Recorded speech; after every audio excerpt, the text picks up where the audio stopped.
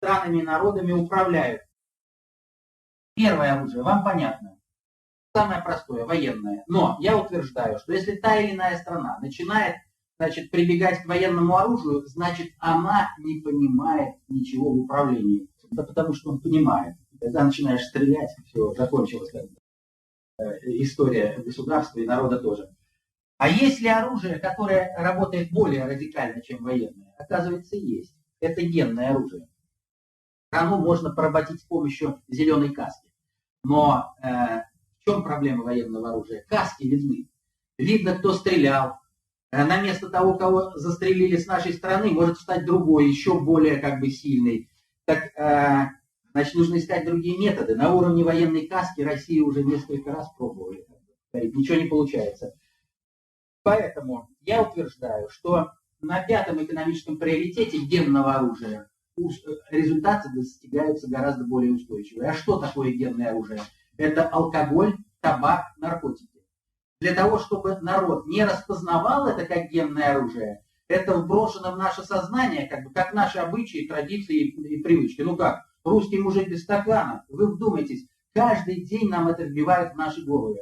Это и есть матричное управление, когда в обществе висит некая информационная матрица. И ребенок, прокатываемый через эту матрицу, к окончанию школы уже не мыслит себя без стакана вина. Он что, от рождения этого хотел? Нет. Это ему умышленно, целенаправленно навязано. С помощью фильмов, реклам, телевидения, газет, радио. Я ответственно заявляю, вы не найдете и в былые советские времена ни одного фильма, который бы не показывал сцен винопития.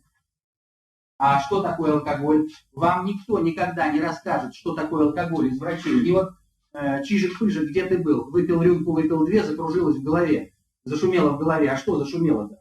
Я вам поясняю, что зашумело. Этой темой я занимался с нашим первым медицинским институтом с помощью электронных микроскопов. Значит, электронный микроскоп позволяет снять процессы, которые происходят в головном мозге. Поскольку вот зрачок, мы имеем там, так сказать, фрагмент мозга. И там все видно, вот эти процессы, которые происходят.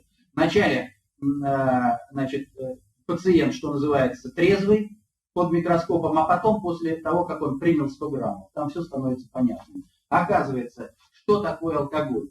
Вот наши кровеносные сосуды в головном мозге имеют очень узкие капилляры, соизмеримые с размером эритроцита.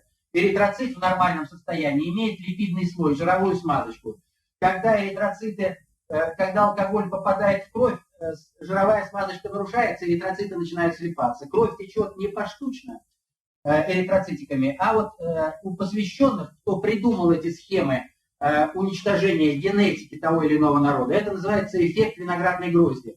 То есть эритроциты текут в виде виноградной грозди. И вот здесь, вот в узком сосудике, они просто образуется тромбочка, застревает вот этот шарик. И кровь дальше не поступает. А вот здесь в конце нейрончик. Этот нейрончик прекращается кровоснабжение, прекращает поступать кислород, и нейрон физиологически погибает. Вот эта гибель нейрона, когда клетки атрофируются и погибают, и воспринимаются человеком в качестве безобидного состояния опьянения. В нашей системе, почему я вот белой завистью завидую тем, вот вам, молодым, кто сейчас входит в жизнь и способен понять и освоить эту информацию, у вас все изменится. В вашей родовой генетике, в вашей жизни, если вы поймете вот эти примитивные элементарные вещи.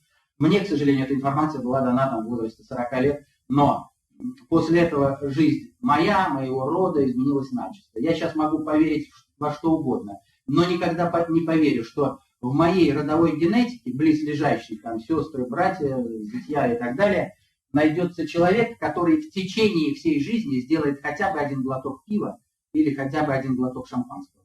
Никогда не поймете принципы глобального управления, пока не обратите внимание на мелочи.